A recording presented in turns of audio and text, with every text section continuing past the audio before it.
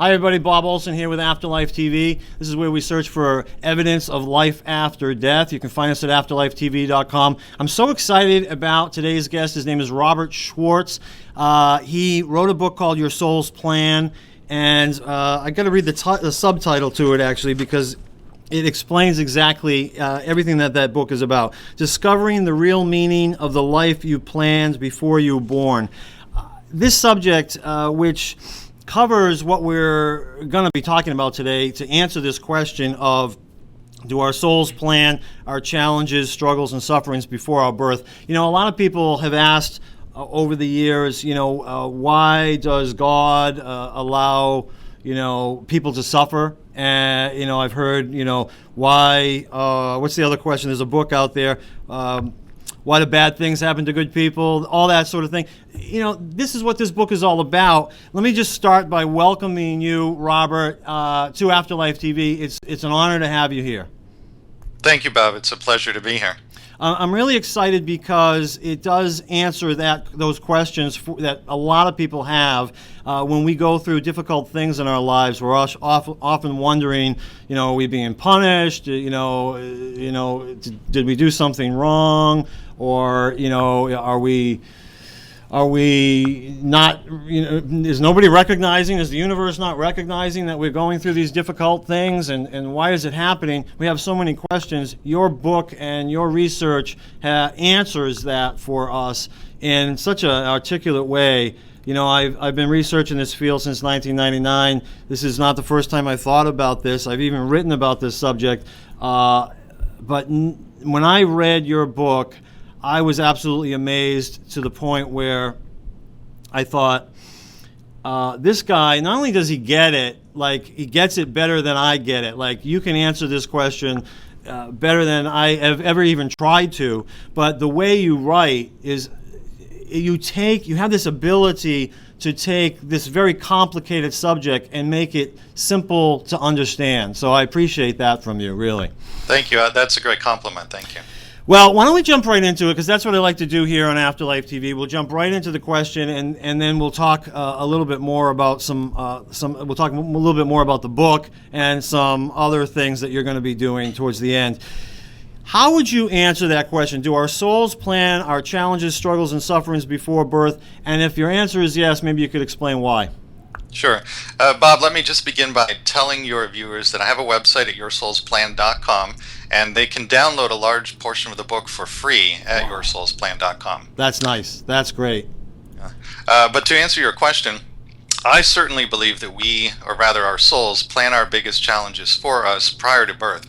And what I've seen in my research, and I'll just rattle these off quickly and then we can talk about them as you like.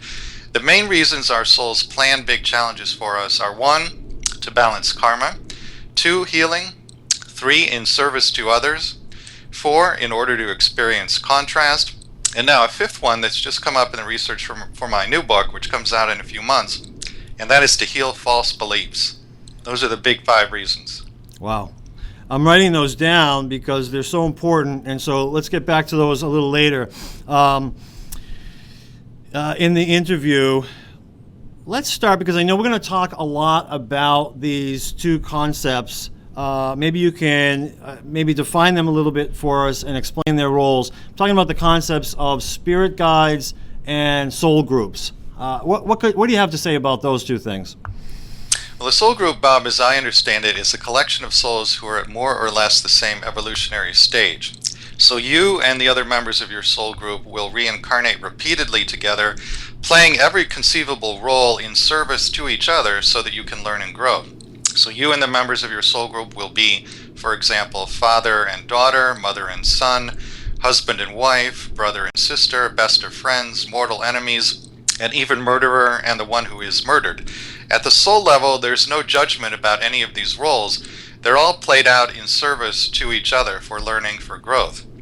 A spirit guide is a highly evolved non-physical being who helps the soul and who helps us plan the life prior to birth. So what will happen at the soul level, basically, the soul will create the life plan. Then the soul will take a portion of its energy. That energy becomes you, the personality that's going to incarnate. You are informed of what the life plan will be. You are shown scenes from your upcoming life. And then you have an opportunity to agree to the plan, or you also have an opportunity to say, no, I don't agree to the plan. Or you can express fears, worries, doubts, or concerns. Most personalities will agree to the plan as it's conceived of by the soul.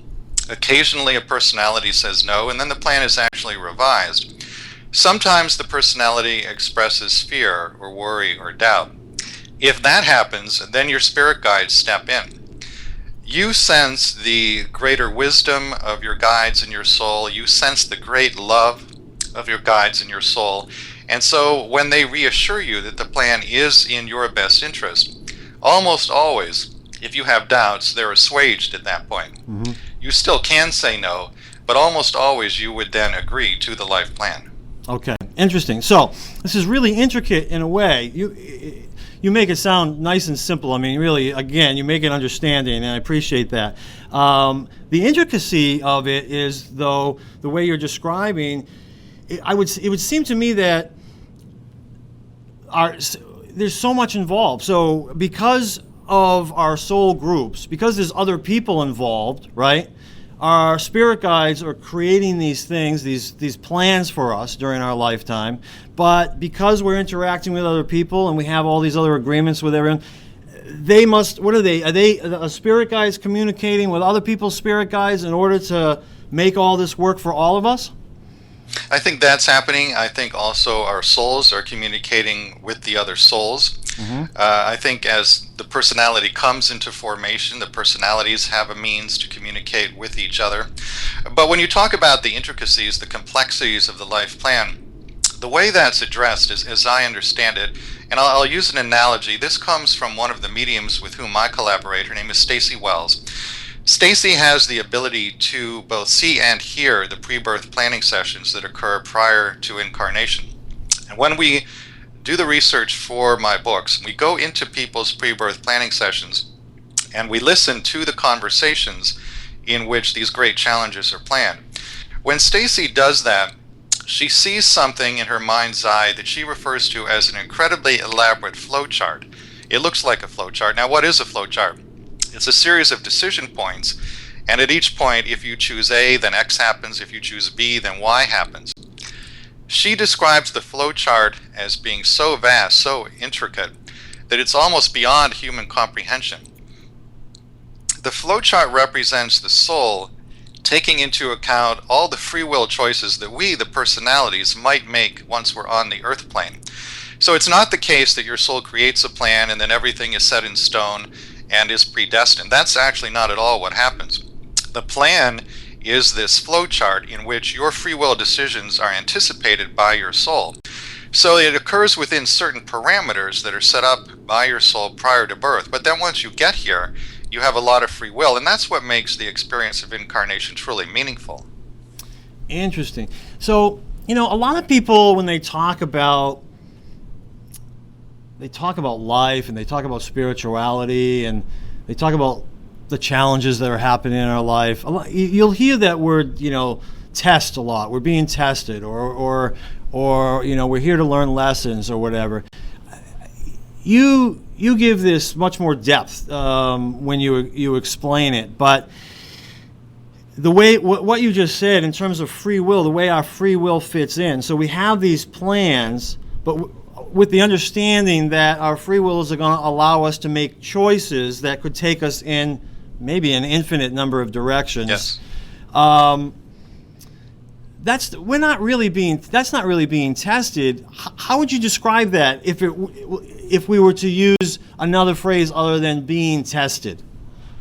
The term that I've come to use is divine virtues. We are here to develop on behalf of our souls certain divine virtues and then express them on the physical plane in ways that they can't really be expressed in the non-physical realm. So what are the divine virtues? What I see in my research on pre-birth planning is a collection of 30 to 35 qualities that come up more often than others in the pre-birth planning sessions. These are the divine virtues or the qualities the soul wants to cultivate and express in the physical realm. They are things like compassion, unconditional love, self-love, patience, forgiveness, empathy. One that's not so obvious that comes up quite a bit is self-referencing. What does that mean? It means that you learn to look to yourself as the highest and best source and authority for all wisdom and knowledge, rather than anyone external to you. And there's a collection of about 35 of these that come up again and again. This, I think, is really why we plan life challenges, because those challenges stimulate the development of these divine virtues. And when I got from Your Soul's Plan, your book, I just got this sense that through each lifetime, we might take on more than one divine virtue, but not necessarily all of them at one time. We take on different ones during different lifetimes. Is that correct? That's correct. What tends to happen is that there will be a series of lives that are intended by the soul to cultivate a small number of the divine virtues. Most people, from what I see, are working on between 2 and 5 for the most part. Okay. I have a spiritual counseling practice in which the most commonly asked question is, what did I plan before I was born? And so I take people through an exercise in which we put the list of divine virtues in a column on the left-hand side of the page. And across the top of the page, we make a column heading for each of their major life challenges. Then I ask them to go down each column and assign a numerical value indicating the degree to which the particular life challenge helped them to cultivate each of the divine virtues. If you go through an exercise like that in a thoughtful manner, and it can actually sometimes take weeks to do so, but what you end up with is a very clear visual display in which 2 to 5 will be assigned higher numbers. Those are the themes, the purposes of the incarnation. Okay. And when you do the numeric thing, is it 1 to 10, 1 to 5? What do you usually use? Usually we do 1 to 10, with 10 being highest and 1 being lowest. Yep. A caveat here is that if a person is in the middle of a particular challenge, oftentimes they can't be included in the exercise because they don't yet have enough perspective, enough distance from the challenge to know which divine virtues it helped them to cultivate. Wow, that's great. Interesting.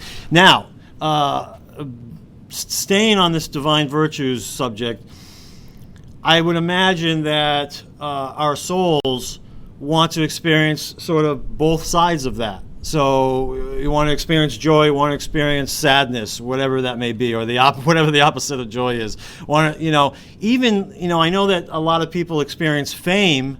And that sounds like a great thing to everybody, but there are negative things that come with fame, loss of privacy, that sort of a thing. Is that true? And I don't imagine we do it all in one lifetime. So in one lifetime, we might experience one side of one of these virtues, and another lifetime we'll experience the opposite? That's true. I do see that in my research, and I believe the reason for that is that there are certain qualities that are inherent in the soul and that really constitute the soul's identity. These would be love, peace, and joy. Soul wants to come into what you could call a more profound self-knowing. It wants to understand what it is, who it is. So how do you come into a more profound self-knowing? Well, one very powerful way to do that is to experience the opposite of who you really are. And once you experience the opposite, then you have a deeper understanding of who you really are. This is an idea that comes up in a very eloquent way in one of the Conversation with God books. And God asked the author, Neil Donald Walsh, to explain it using the analogy of the white room, which goes like this. Imagine that you are a white being in a white room. So the ceiling is white, the floor is white, all the walls around you are white, everything in this room is white, including you. Now, if you are such a being in such a room, how do you know that you're white? The answer is you don't. And in fact, you actually can't until you experience something that is other than white. Then once you've had that experience, then you understand much more deeply what it means to be a white being. This, I think, is the crux of what the soul is doing on the physical plane. In the non-physical realm, we as souls are love, peace, and joy. But because there's no contrast to that, we come here to the physical realm to experience the contrast, things like sadness, as you mentioned. Things that would fall into the category of not love or non-love, because then when we return to the non-physical, the white room, so to speak, then we know who we really are. Wow, that's great. So, in essence, we come here to learn more about ourselves, our soul self. That's exactly right. That's awesome. I love it. All right. If you can, I know in your book you have 10 examples that talk about all sorts of different things: physical illness, death of a loved one. Name some of the other subjects that you cover. And Deafness, blindness, drug addiction, alcoholism, severe accidents, a number of major life challenges. exactly, and I think you do such a great job with it. I wondered if you could give us an example. It doesn't necessarily have to be from the book.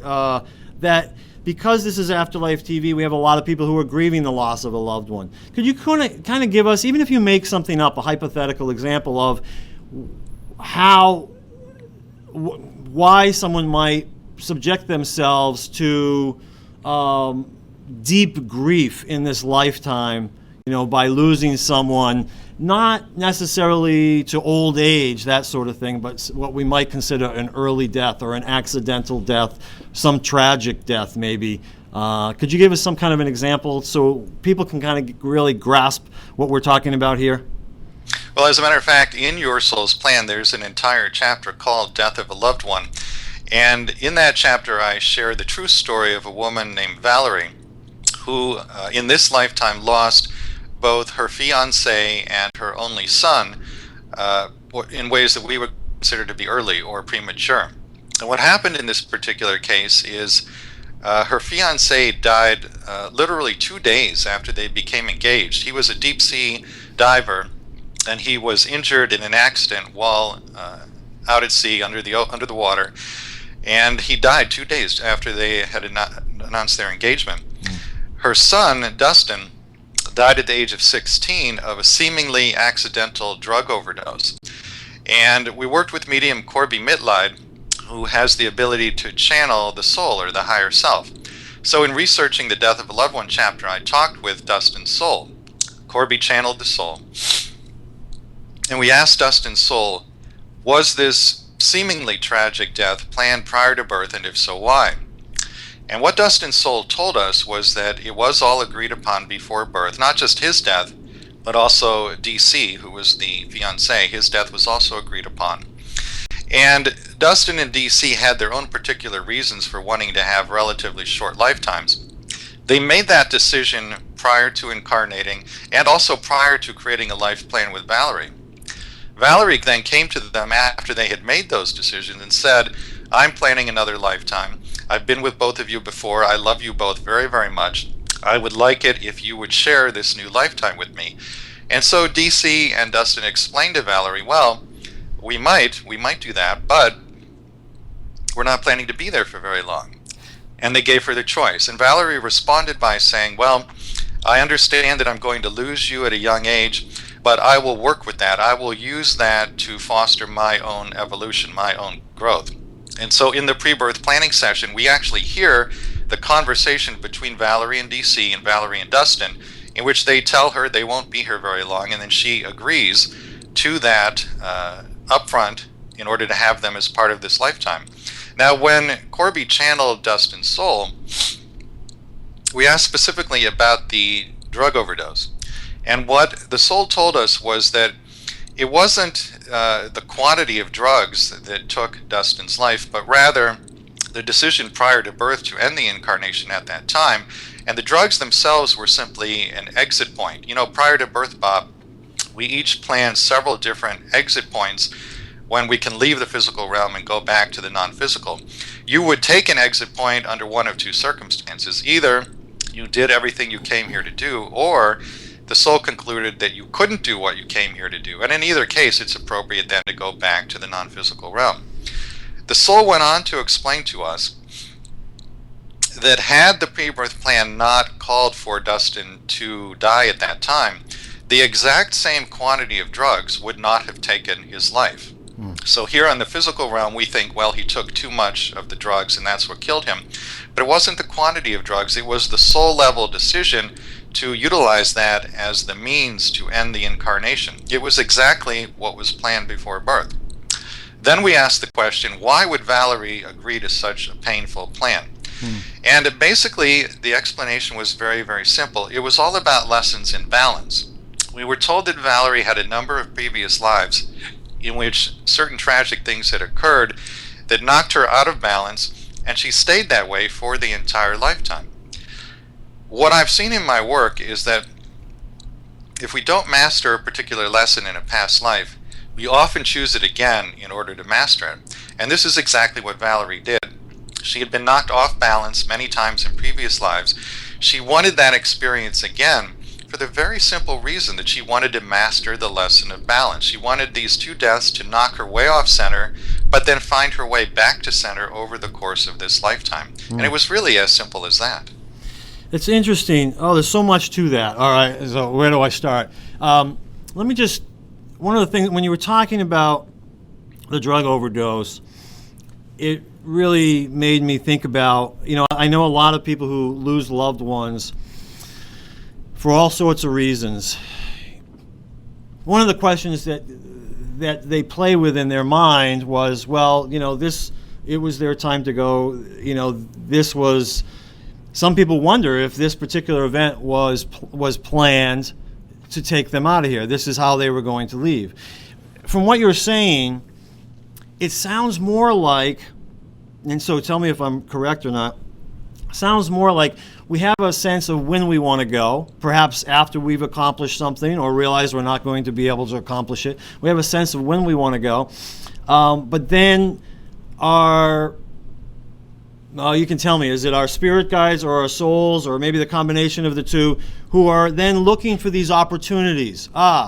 He's getting on a plane, or he might get on a plane that's going to crash, and so there's an opportunity for him to go. Because, even with the plane example, we've seen airplanes crash, and some people actually live from that when everybody else dies. How does that happen, right? Or why does one go and not the other? Is it true that you could kind of look at these as these are opportunities to exit and go back home? Would that be a great word for it or not? I think that is a great word for it, Bob. And I can probably answer your question best by sharing with you another story that's in my book, Your Soul's Plan. In the chapter on planning accidents, I share the story of a young man in New York. His name is Jason Thurston.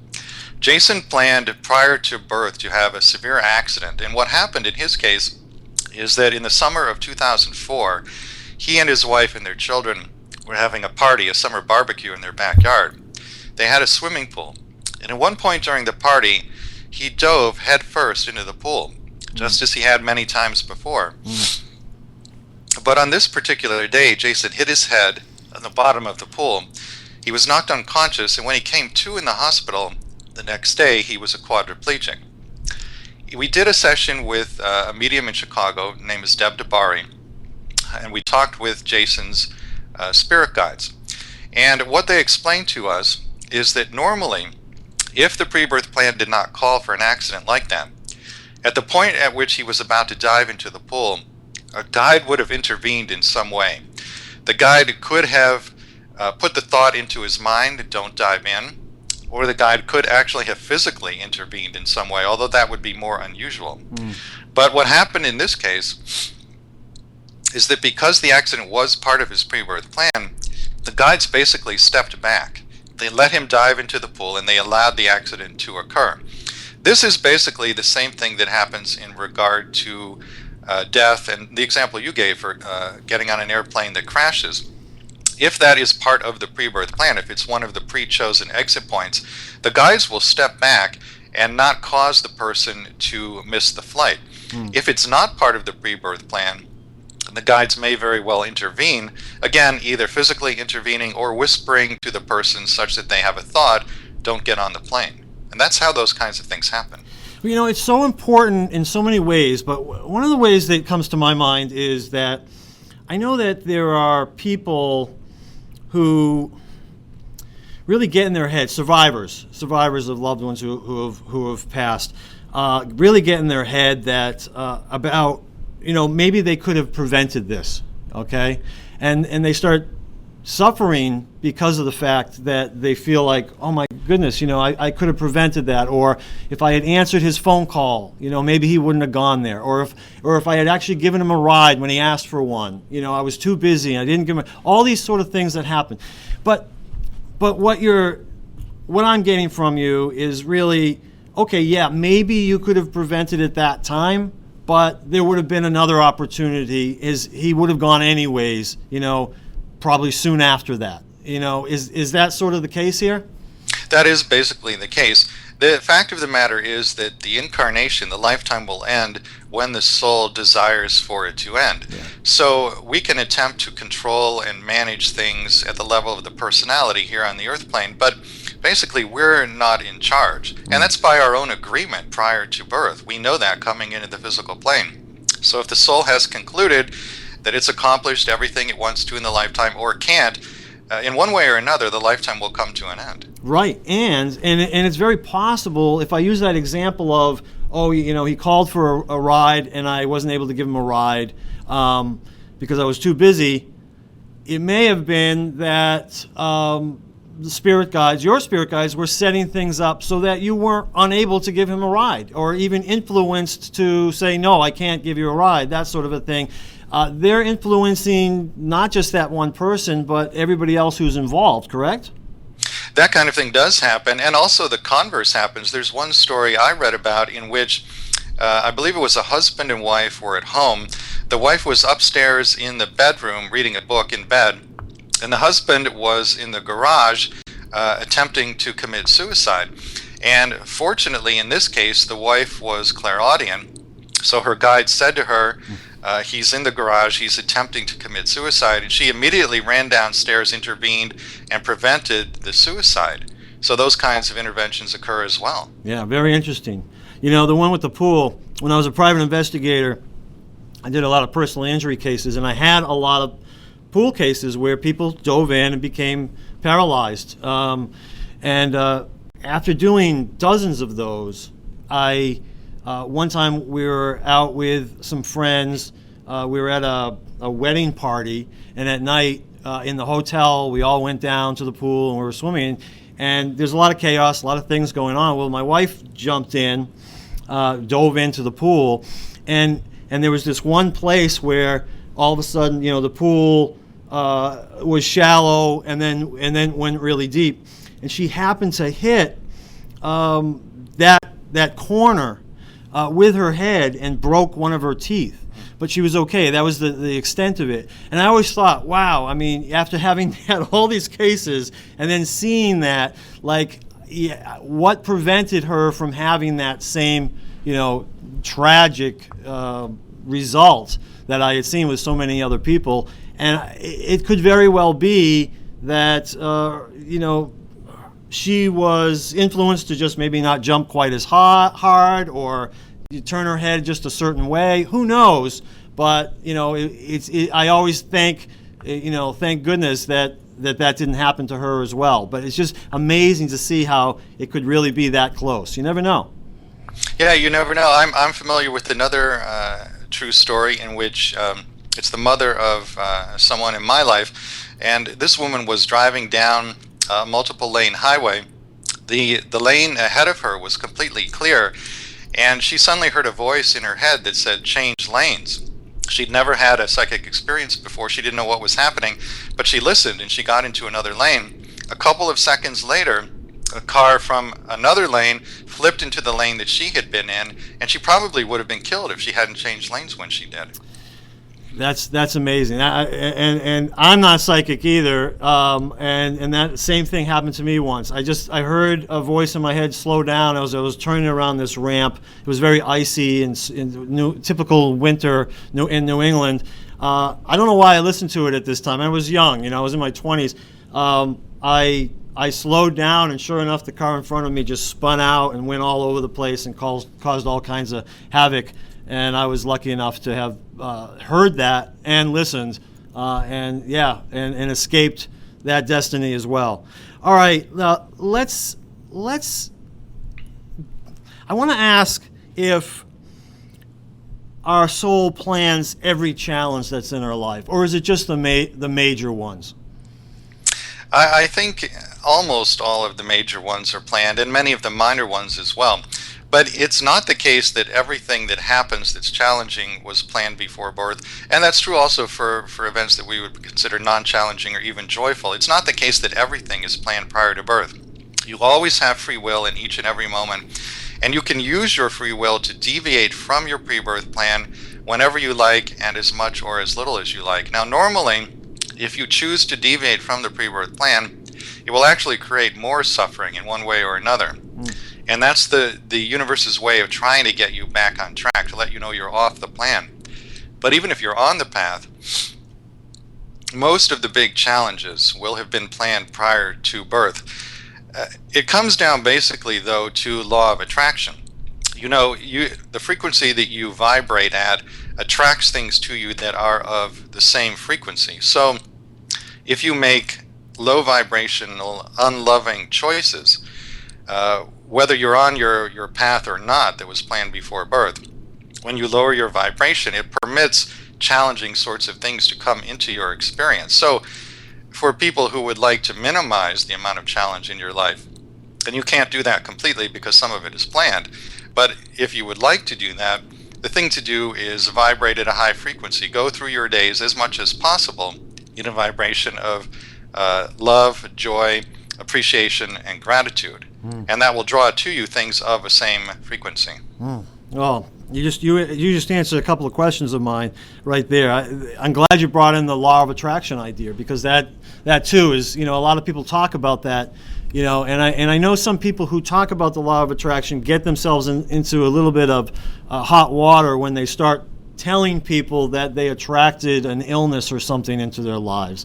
And the reality is, yes, maybe that is true, but it's also quite probable that this was something, if it's a major illness, that they had pre-planned before birth, correct?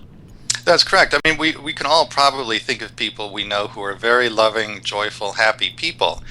So if it were purely the law of attraction like that, those people would never have any kind of major illness or major challenge. Yeah. So if they develop a major illness, most likely it's part of a pre-birth plan. And you talked about the more joyous experiences. So do we plan anything like that, or is that just sort of a natural state around all these challenges, or a choice of ours to be joyful in the face of challenge? How's that work? I think everything that you just said is true, but I can answer your question best by giving you a story from my next book. I have a new book about pre-birth planning coming out in a couple of months. It's called Your Soul's Gift, The Healing Power of the Life You Planned Before You Were Born. And in Your Soul's Gift, I look at the pre-birth planning of a number of different life experiences that are not covered in your soul's plan. Most of these fall into the challenge category, and most of them are big challenges. So it's things like poverty, caregiving, adoption, abusive relationships, incest, rape are covered as well. There's a chapter on suicide. But this book also has a couple of chapters on things that don't fall into the challenge category, one of which is the pre-birth planning we do with our pets. And yes, pets are part of the pre-birth planning session. In that chapter, I share the story of a woman, Marcia, who planned prior to birth to be a dwarf. She's 4 feet 8 inches tall. That was the challenge she planned for herself, and it was basically set up as a challenge to learn unconditional self-love. But once she put that challenge into place, and we all do this, she planned to put support around her that would make it possible for her to handle the challenge in a positive way. Marcia chose to do this by planning with certain animals to be her pets and love her unconditionally in order to teach her how to love herself unconditionally. So it's fascinating. We go into her pre-birth planning session, and she's there talking to her future dogs, her future pets, a future horse. There's actually a rooster named Crooked Beak who's in the pre-birth planning session. We hear her talking to Crooked Beak, and they're talking about how the animals will love her unconditionally because she knows, especially as a child and as a dwarf, the other kids at school are going to be cruel to her. She wants to come home to the loving embrace of her pets. There's, again, so much there. Thank you for sharing that with us. Knowing this book hasn't come out, I really appreciate that. A lot of people, live with a sense of being a victim, and we know that. We know those people, and we have compassion for those people that they feel that way. Even in talking about this subject and recognizing that their souls might have planned some of these challenges for them that they're going through, they still might see it as though they are a victim of their own soul's planning. You know what I mean? But what you just said, is it true then, did I catch this right in that story, that even though we set up these challenges for ourselves, we also set up all around us the people, the in this case the pets, the maybe even the circumstances in our life that not only help us to maybe overcome these challenges, and when I mean overcome, I mean overcome them in our minds so that we can find peace with them. Is it possible, is that the case, that we set these things up so that we're not actually victims, where we've set ourselves up with challenges, but we've also set ourselves up with a way to overcome these challenges, both personally and spiritually, if not physically? I believe that that's true, and I see that again and again in the pre-birth planning sessions that we go into. We see souls planning not just the big challenges, but also how they're going to cope with them and how they're going to heal from them. All of this is taken into account in the pre-birth planning process. Now, you talked about how someone could feel victimized by their own soul. The only way you could feel that way is if you didn't know that you had agreed to your soul's plan. But in fact, we all do agree to it. We have choice, and we're shown scenes from the upcoming lifetime. These are holographic, three-dimensional images that we go into. We actually feel what we're going to feel. So we know what's coming in the upcoming lifetime. That's why really we're not victims at all. All right. I love that. A lot of people have heard this phrase that, whatever, life, some people say God never gives us more than we can handle. How would you respond to that well-known, saying, or almost a cliche now? How would you respond to that? I think for the most part that is true. The one thing I would say is that I do see from time to time an example of someone who you might say bit off more than they can chew. Mm-hmm. There are some souls who, for whatever reason, are in a hurry to get back to the earth plane in terms of linear time. And sometimes they are not as contemplative in the pre-birth planning process as might be advised. There are actually instances in which a guide will say to a soul or the incarnating personality, "You're taking on a little bit too much. We don't advise that you do this."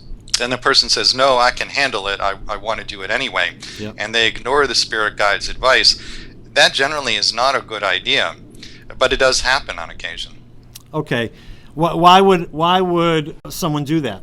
Why would someone take on more? Aside from, obviously thinking they can handle it and it being more difficult for them than they expected, but what would be the benefits to taking on so much?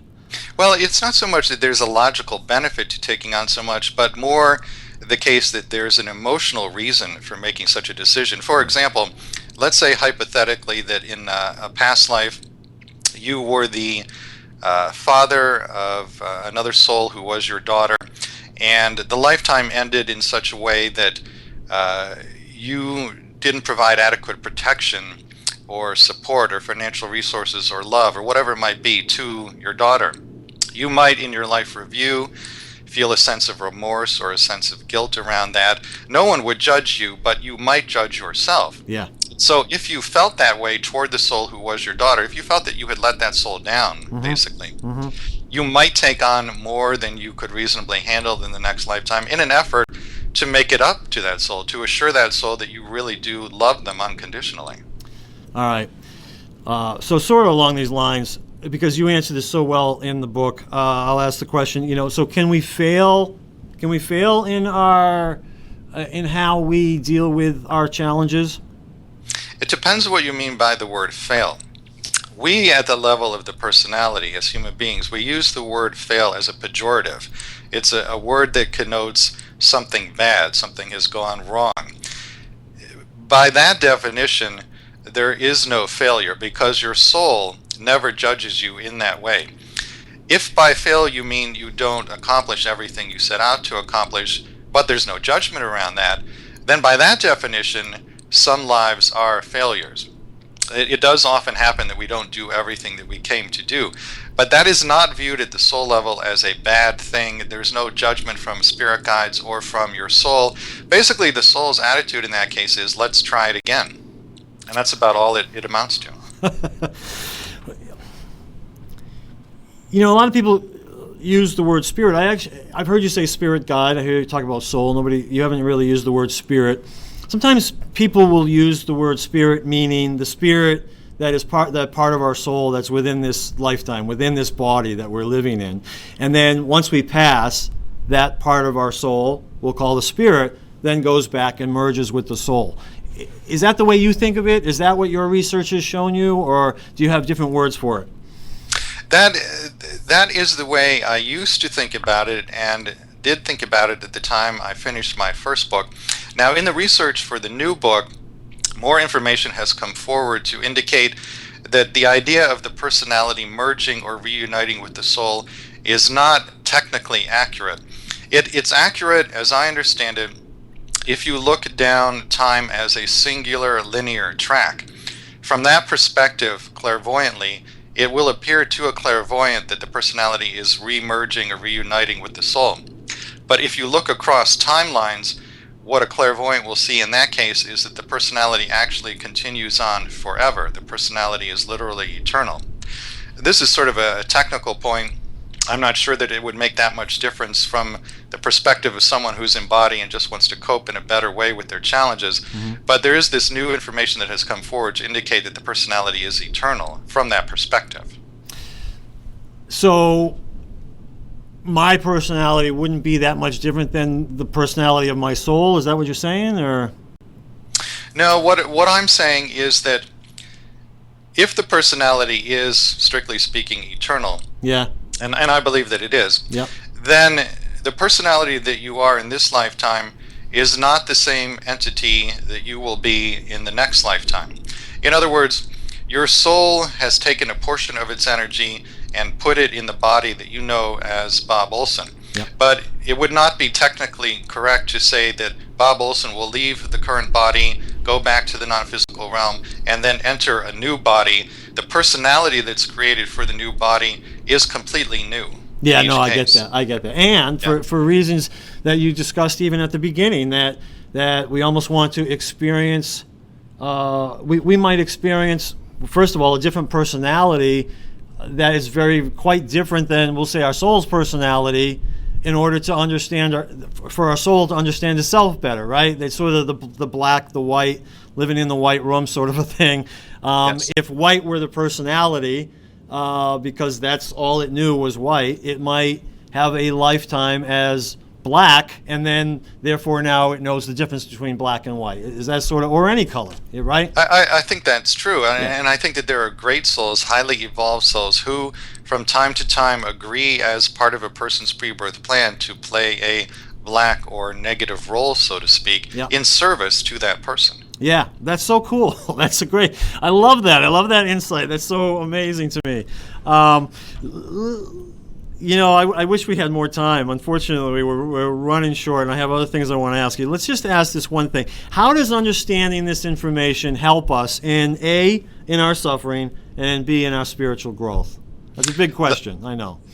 Let me share a story with you that will answer that question. Okay. In my first book, Your Soul's Plan, in the story on the pre-birth planning of accidents, I share the story of a woman named Christina, who is now in her 60s. Many years ago, when Christina was in her early 20s, she was employed as an administrative assistant at Pomona College in Southern California. One of her daily duties in that job was to pick up her boss's mail, and the mailboxes were in the basement of the building. So on one particular day, Christina descended those stairs to the basement mailboxes. When she inserted her hand into the mailbox to retrieve the mail, there was a pipe bomb that someone had planted that day, and the bomb detonated. The force from this explosion was so great that it actually picked Christina up off the ground and hurled her 10 feet backwards against a concrete wall. There were 6-foot splinters of wood that were shot like arrows out of a bow into the wall around her. Both eardrums were ruptured, 2 fingers were severed, and flames from the explosion scorched Christina's body from head to toe. When she got to the hospital, doctors actually had to hold magnets over her eyeballs to extract the shrapnel from the pipe. So we are talking here about a level of suffering that's almost unimaginable to you and me. Now, her recovery took 2 years and 10 reconstructive surgeries. At one point during the 2-year recovery period, she was lying in her hospital bed in a great deal of pain when she suddenly heard a voice inside her head, a voice that was not her own. It turns out that the force from this explosion, in addition to doing a lot of damage to her body, had opened up her psychic gifts. Christina had become clairaudient. And the voice she heard inside her head that day was a spirit guide. The guide said to her, "You planned this." And so, of course, Christina said, "Well, why in the world did I do that?" Right. And the guide told her, and here's what he said. The guide said, "You wanted, before you were born, to have a lifetime as a gifted healer. And you knew, pre-birth, that if you could heal yourself from the devastating effects of this accident, you could go on to bring that wisdom and knowledge about healing to others." This is, in fact, exactly what happened. Christina went on to get a PhD in speech-language pathology. She set up a private clinical healing practice. And at this point in her life, she's healed literally thousands of people. Now, Bob, when I interviewed Christina for Your Soul's Plan, she said 2 extraordinary things to me. One was, she said, "I have completely forgiven the person who planted the bomb." That alone, given her level of suffering, I think is remarkable. Yeah. But then she said something even more amazing. She said, "Rob, I'm deeply grateful to the person who planted the bomb." That, I think, shows you what can happen through an awareness of pre-birth planning. Because she came into this knowledge that was given to her by her spirit guide, and then worked with it over a period of years, she was able to forgive the person who inflicted all that suffering on her. And then she actually got to a place of gratitude for the experience. You can imagine that if she had never come into an understanding of her pre-birth plan, she probably would have been angry, bitter, resentful for the rest of her life. She might even have devoted her life to tracking down the bomber and taking revenge. But because Christina came into an understanding that this was her plan, this was something she chose and agreed to prior to birth, and really worked with that concept over a period of years, she was able to forgive and then get to a place of total gratitude. She basically changed her entire life by understanding that it was all part of her soul's plan. That's an amazing story. Absolutely fascinating. I remember reading about that in the book, and it just takes you back. Talk about the opposite of feeling victimized, and recognizing the healing that can take place in doing this work and understanding all this stuff that you've been talking about, everything that you wrote about in your first book. Your next book, when is that coming out? It should be out late March or early April. Again, the title is Your Soul's Gift: The Healing Power of the Life You Planned Before You Were Born. And we look at the pre-birth planning of subjects like suicide, incest, rape, adoption, poverty, abusive relationships, spiritual awakening, pets, a number of topics that were not discussed in the first book. Yeah, and can people find out about that at yoursoulsplan.com as well? Yes, and the best thing to do is to sign up for the email newsletter on the first page of the website. The newsletter will keep people informed about the new book. Perfect. I hope people will just finish watching this video and immediately order Your Soul's Plan right now. They can get it on your website, I know. They can get it on Amazon.com. Can you show us what the cover of that looks like? I have an old version here, so that's beautiful. So they can recognize it when they get it. Also, you're going to be speaking live. Tell us about that. There are a number of talks coming up, and those are on the speaking engagements page at yoursoulsplan.com. But one I wanted to particularly call people's attention to, I'll be in Phoenix, Arizona from April 13th through the 15th, speaking at the International Conference on After-Death Communication. This would be a great conference for anyone who is mourning the death of a loved one to attend, because you'll be in a community of like-minded people who are going through the same experience, and the speakers will be sharing stories of near-death experiences and after-death communication. In other words, true stories of people who lost a loved one and then communicated with the loved one after they had died. And I think it will be deeply healing for people who are in those stages of grief. I think so too. I mean, it's invaluable. You know, you can't even put a price on that. It's invaluable to be able to have that kind of a gift. And in the show notes below this video, people can find the links to all these things that we're talking about. I also, I know that you work one-on-one with people, and I will tell you, having talked with you, the first thing that comes to my mind, and I'm sure it does to most people, is I want to do this. I want to find out. I want to understand this from my own perspective, from my own life, and people can do that by working with you one-on-one, correct?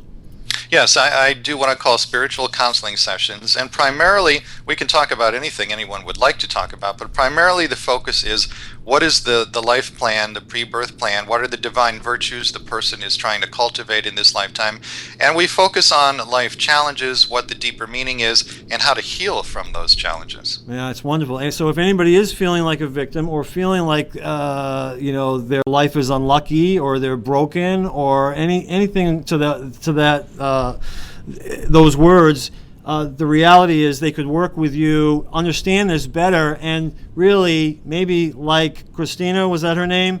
Yes. Recognize and be grateful for some of the things that they've gone through because of how it's changed them in so many ways. Is that sort of the result that you're kind of hoping for with those clients? That's what we're always aiming for. And I would say to your viewers, Bob, that if Christina can do that, given the level of suffering she went through, everyone who's watching this interview can do it. Whatever your challenges may have been, you can heal from them, you can get to that place of forgiveness, and even that place of gratitude. If Christina can do it, everyone can do it. Yeah, that's nice. Yeah, that's great. I love that, absolutely. Can you just finish off? I'm letting this go a little long because I wanted to ask you if you could just finish off with one last message about oneness. You talk in your book about oneness, how healing ourselves heals the world, and if you could just touch upon that even, I'd be grateful.